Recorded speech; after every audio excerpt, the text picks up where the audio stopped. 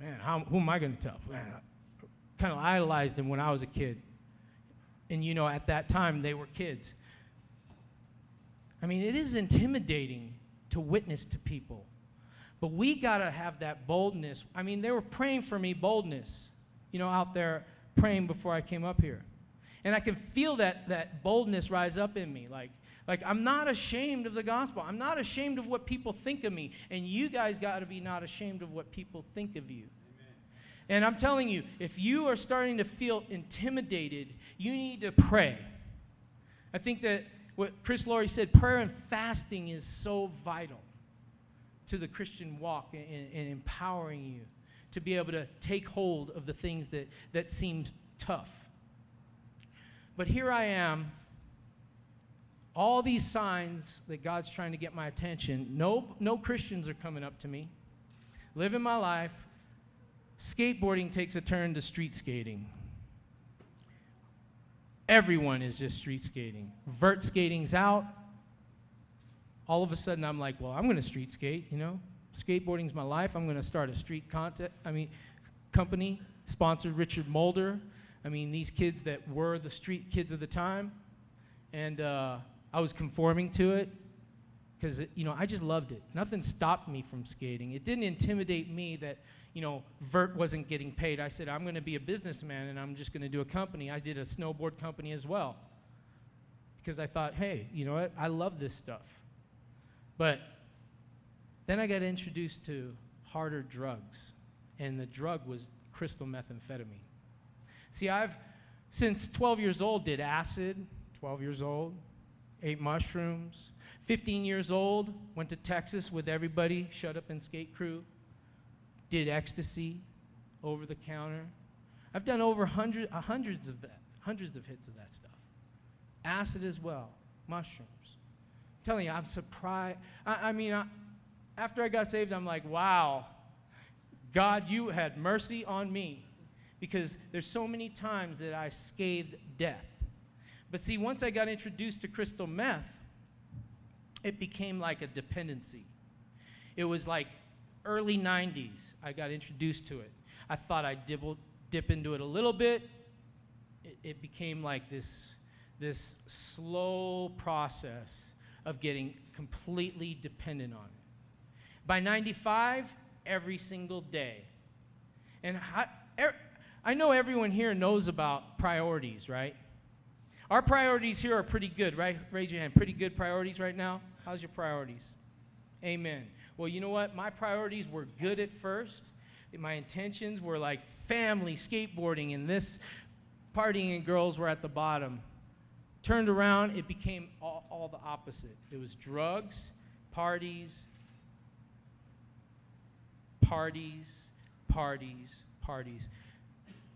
family. When I'm in a jam, I'll call my mom. Say, send me some money. You know what I mean? That was it. Every single day. See, I finally got arrested at the Honolulu airport. I had a kid in 97. That didn't change my life. See, so many people think, maybe if he has a kid, maybe if something radical happens, maybe if his friend dies, maybe if, something happens, he gets in an accident and scathes death, something will change him. I had a kid. Didn't change me. I'm sitting here in a relationship without being married, all on drugs, doing crazy things. I look back and I'm like, wow, I was out of my mind. At the time, I thought I was having the most fun in the world. But you see, in January of 2000, when I got arrested, a couple months before that, see, somebody intervened in your life. See, God uses people. Here's another point. See, God uses people to be an intervention, to intervene in people's life. You are going to be those that intervene in somebody's life. God has chosen you to be out there to intervene in someone's life.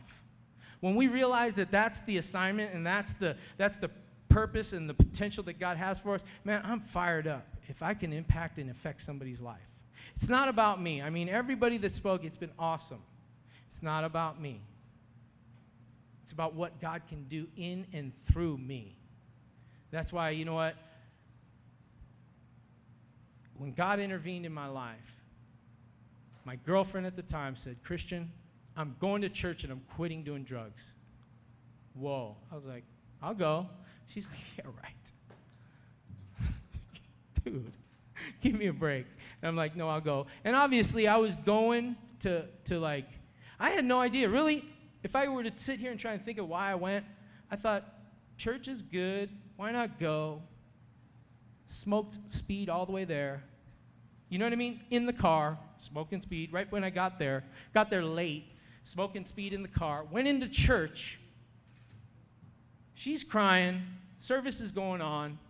Everybody's just like, oh, you know what I mean? Praising the Lord.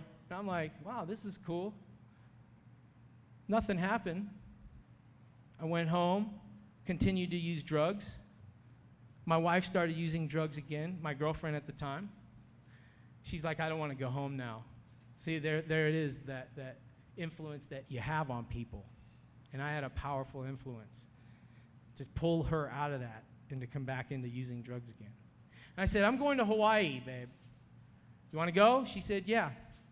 We went to Hawaii. I said, I'm going to quit drugs. I'm going to start my own company. I'm going to skate, make a big comeback. It's going to be awesome. How many times have you said that, right? You know what? Tomorrow. I went to Hawaii, and it was like the mecca of speed and crystal meth. I mean, it went from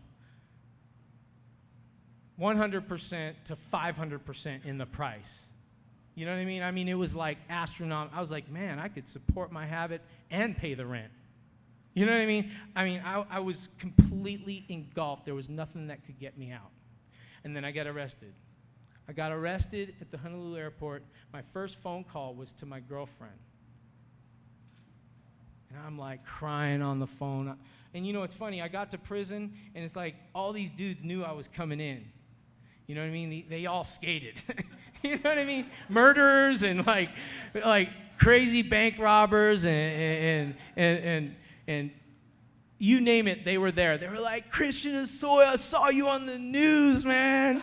Sick. What do you know, what's up? And I was like, oh my goodness, what's going on here? They're like, dude, man, what happened? And I'm like, well, you saw what happened. And they're like, dude, you're going to do 10 years. I was like, that's what they were telling me. I didn't believe them. They're like, oh, yeah, you're going to do 10 years. And I was like, acting tough, right?